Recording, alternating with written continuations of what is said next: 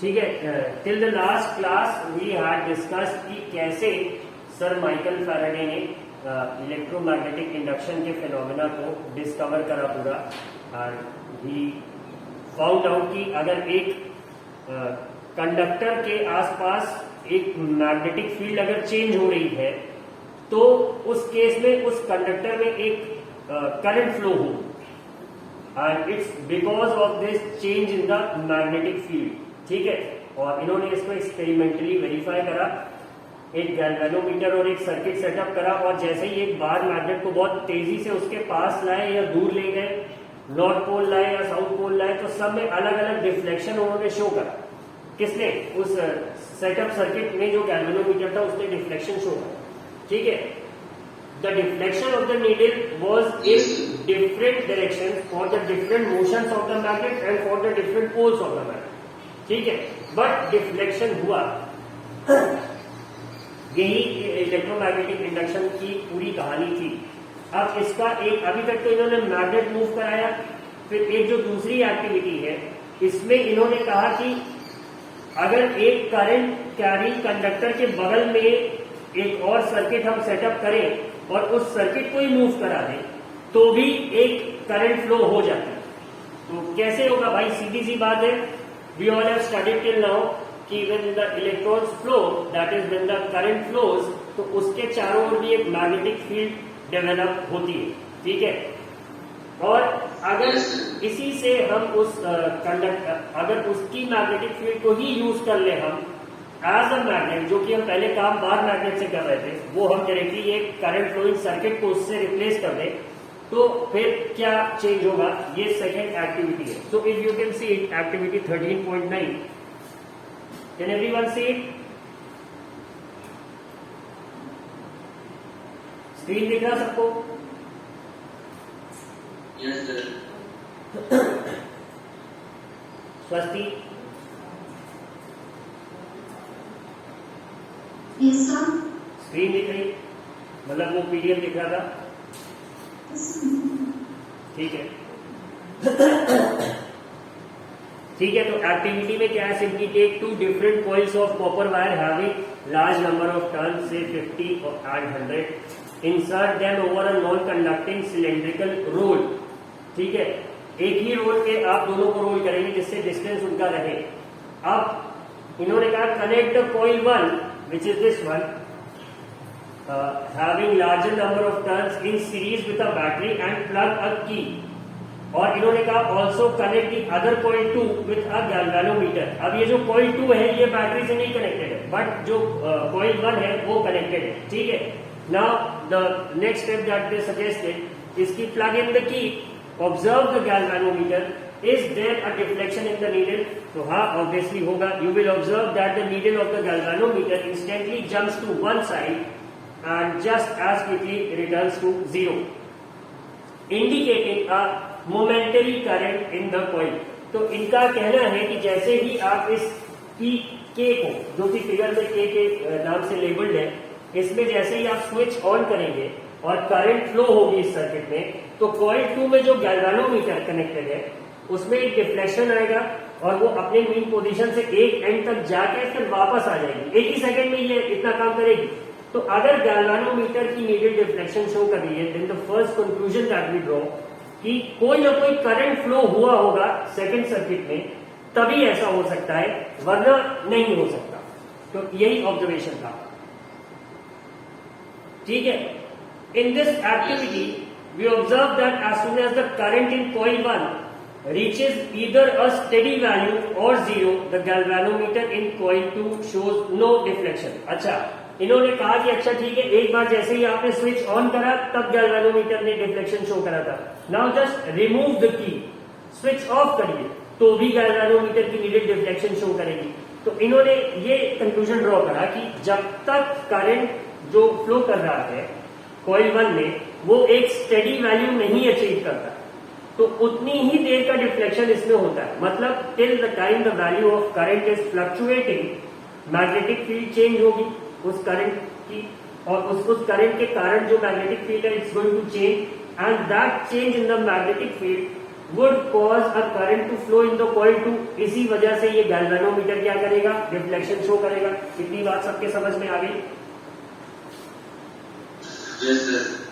ठीक है, तो यही है। From these observation we conclude that a potential difference is induced in the coil 2 whenever the electric current through the coil 1 is changing, मतलब starting or stopping. Coil 1 is called the primary coil and coil 2 is called the secondary coil.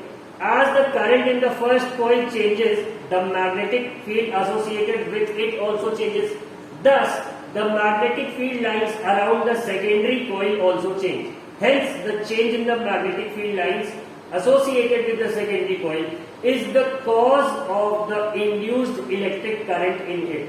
ठीक है, this process by which a changing magnetic field in a conductor induces a current in another conductor is called electromagnetic induction. ठीक है, यहाँ पे भी इन्होंने इसको define करा।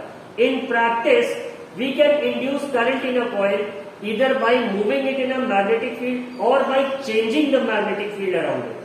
It is convenient in most situations to move the coil in a magnetic field. ज्यादा आसान यही होता है कि आप इस कॉइल को ही एक मैग्नेटिक फील्ड में मूव कराएं।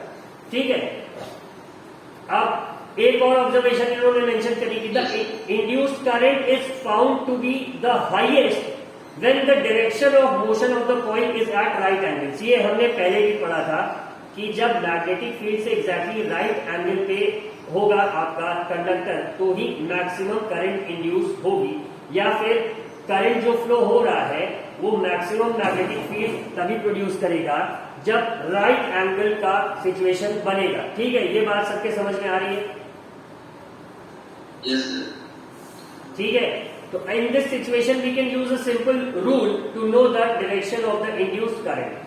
ठीक है, अब यहाँ पे जो हमने फ्लेमिंग्स लेफ्ट हैंड रूल में करा था, सिंपली वही राइट हैंड रूल में भी करना है।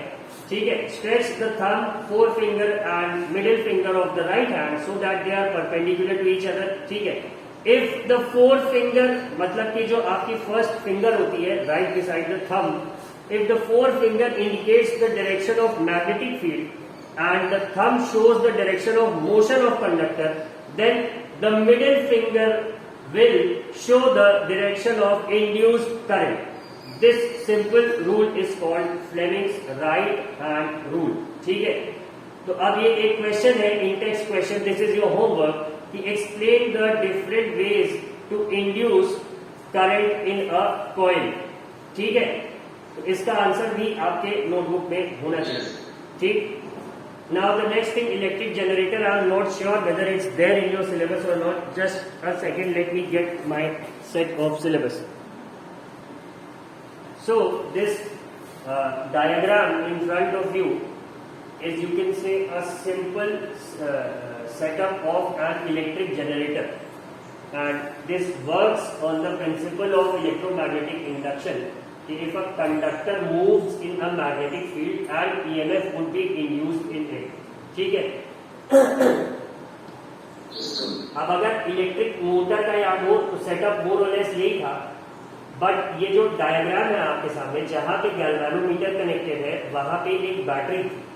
ठीक है, तो अब उस बैटरी से जो करंट फ्लो हो रहा था, उस करंट के कारण जो मैग्नेटिक फील्ड कंडक्टर में जनरेट होती वो इंटरैक्ट करती थी किससे, इन दोनों मैग्नेट्स के पोल से, और उसके कारण रोटेशन होता था। ठीक है, बट यहाँ पे कुछ है तो है नहीं ऐसा जो कि इसे मूव कराए, सिंपली एक गैल्वेनोमीटर है। तो कैसे होगा? अब पावर प्लांट्स में जहां पे इलेक्ट्रिसिटी जनरेट होती है वहां पे they have to find means to somehow rotate this armature coil.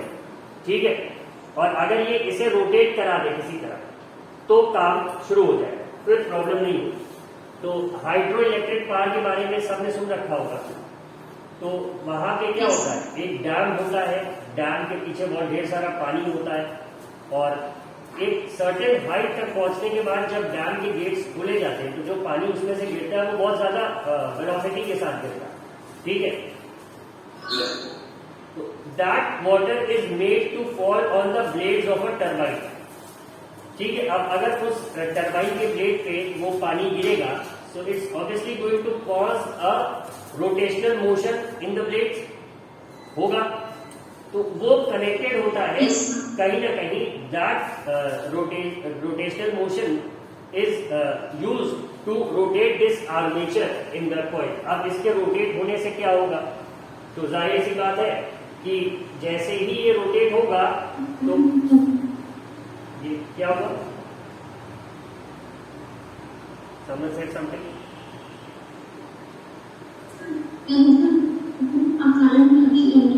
हाँ, current will be induced obviously. तो यही है इसका पूरा जो शॉर्ट में मैंने तुम्हें कहानी बताई वो ये है। अब अगर इसके प्रॉपर एक्सप्लेनेशन की बात करें तो we'll have to read the explanation that the book has given to us. The two ends of this coil are connected to, अब जैसे उसमें एक ही स्प्लिट रिंग था, पर यहाँ पे देखो दो रिंग्स है, स्प्लिट नहीं है यहाँ, ठीक है, यहाँ डायरेक्टली है। The two ends of this coil are connected to the two rings R1 and R2, दिख रहा है सबको फिगर में, ठीक है। Inner side of these rings are made insulated, जैसे उसमें स्प्लिट रिंग में इंसुलेट करके रखते थे वैसे ही यहाँ पे भी है। और एक्सेल है, रिंग के अंदर से क्या जा रहा है, एक्सेल, एक XLE, ठीक है। The two conducting stationary brushes B1 and B2 दिख रहे हैं सबको, लेकिन यहाँ पे सेटअप थोड़ा सा चेंज, वहां पे B1 B2 side by side लगे थे, बट यहाँ पे साइड बाय साइड नहीं लगे, ठीक है, आगे पीछे थोड़ा सा सर्किट का सेटअप ही ऐसा, ठीक है। Are kept pressed separately on the rings R1 and R2, यहाँ दो रिंग्स है, कौन कौन सी, R1 और R2। The two rings R1 and R2 are internally attached to an axle, दिख रहा है सबको ये। The axle may be mechanically rotated from outside to rotate the coil inside the magnetic field. अब बात समझ आ रही है ना, देखो मैकेनिकली रोटेटेड तो मतलब क्या है, बाहर से कोई मैकेनिकल फोर्स लगा के आप इस एक्सल को रोटेट करेंगे अगर, तो क्या होगा, अंदर का आर्मेचर भी रोटेट होगा। ये बात सबके समझ में आ रही है? Yes. Now the outer ends of the two brushes are connected to the galvanometer to show the flow of current in the given external circuit. ठीक, when the axle is attached to the two rings is rotated such that the arm AB moves. अब जैसे ही इसका rotation start करते कि arm AB move करना start करे, तो ये आर्म AB किधर जाएगी, ऊपर की तरफ, in the magnetic field produced by the permanent magnet, ठीक है। Let us say the coil ABCD is rotated clockwise in the arrangement. जैसे क्लॉकवाइज मतलब कि अगर सबको दिख रहा हो तो एक second,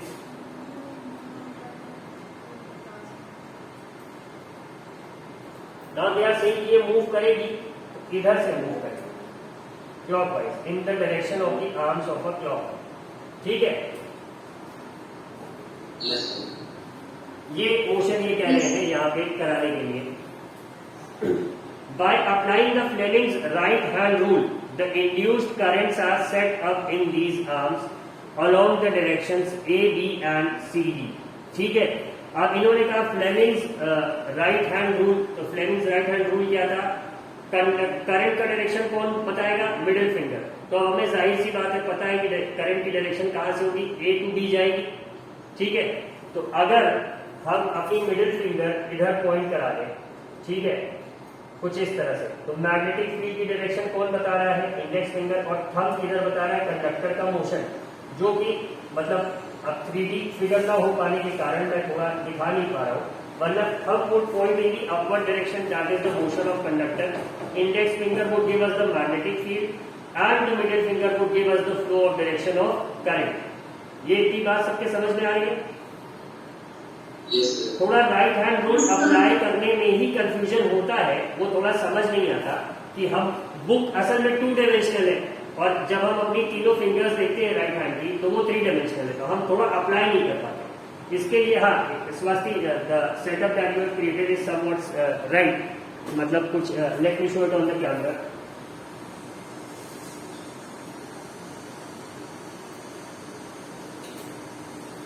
it is somewhat this, thumb, index finger and the middle finger. अगर इसको दिखाए तो कुछ इस तरह से अब ज्यादा अच्छा दिख रहा होगा, समझ आ रहा है कैमरा में, रेजोल्यूशन ऑल्सो बहुत अच्छा नहीं है, ठीक है। तो समवॉट दिस इट इज, कुछ इसी तरह से ये होता है कि अगर middle finger points in the direction of current, तो मोशन ऑफ कंडक्टर किधर होगा, थंब की तरफ होगा, और इंडेक्स फिंगर क्या बताएगी, the direction of magnetic field. इतनी बात समझ में आ रही है। बट ये एग्जैक्टली उस फिगर में अप्लाई करने में प्रॉब्लम होती है, and that's a practical problem. उसके लिए I look for a video जहां पे ये समझाया गया हो, तो बहुत अच्छे से आपके समझ में आ जाए। Maybe I forward the link just after the class to the class group, ठीक है। तो अभी for the time being let us move forward, ठीक।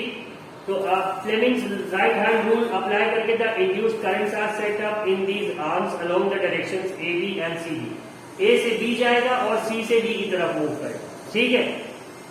If thus an induced current flows in the direction ABCD, if there are larger number of turns in the coil, the current generated in each turn adds up to give a large current through the coil। मतलब जैसे याद करो जिसमें multiple armature connection वाला नहीं देखा था हम लोगों ने पिछले वाले वीडियो में, हाँ, वैसा कुछ अगर सेटअप क्रिएट हो जाए तो जो करंट आएगी वो क्या होगी, ऑब्वियसली उसकी वैल्यू ज्यादा रहेगी, larger current would be generated, ठीक है।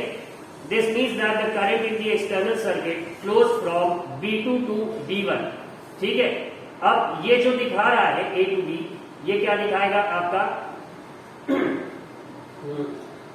सॉरी, हाँ, एक्सटर्नल सर्किट में करंट जो फ्लो करेगी वो B2 to B1 फ्लो करेगी। कैसे फ्लो करेगी, अगर दिख रहा हो सबको फिगर में कि ये करंट इधर कहीं से आ रही है, ठीक है। अब ये इस डायरेक्शन पे आके फिर ये फाइनली किधर जाएगा, B1 की तरफ। लग रहा है वो काम हो रहा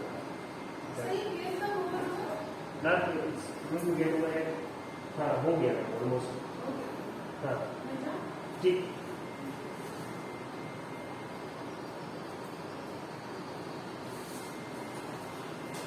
ठीक है,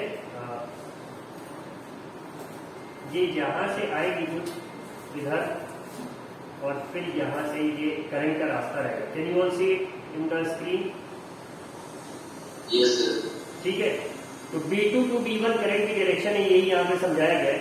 Thus after every half rotation the polarity of the current in the respective arms changes। अब ये पोलैरिटी कैसे बता रहे हैं, मतलब कि अगर सपोज करो ए बी जब हाफ रोटेशन कर लेगा तो जहां पे सी डी है वहां पे ये पहुंच जाएगा, ठीक है। ये बात सबके समझ में आ रही है। और ये जो सी डी है ये ए बी की जगह पहुंच जाएगा। तो अब जो करंट फ्लो होगी वो कहां फ्लो होगी, डी से सी की तरफ जाएगी और ए बी में किधर चली जाएगी। अब अभी तक तो ए से बी जा रही थी, बट अब जब ये हाफ रोटेशन कर लेगा तो बी टू ए मूव करेगी। तो मतलब समझ जाओ कि अगर ए एंड पॉजिटिव था, बी एंड नेगेटिव था, तो अब क्या हो जाएगा, इसका जस्ट रिवर्स हो जाएगा। तो इसी को ये कह रहे हैं कि पोलैरिटी चेंज हो जाएगी in the respective arm changes. ये बात समझ में आ रही है, पोलैरिटी चेंज की? ठीक है। Such a current which changes direction after equal intervals of time is called alternating current. इसी को एसी करंट है, ठीक है। और इस डिवाइस से जो करंट जनरेट होगा वो क्या, कौन सा करंट होगा, एसी करंट, और इसको क्या कहेंगे, एसी जनरेटर, ठीक है। बात समझ आ रही है? ठीक है, तो इसको यहीं पे इस डिस्कशन को स्टॉप करेंगे। We stop our discussion over here. तो इतनी बात कुछ थोड़ी बहुत दिमाग में घुसी।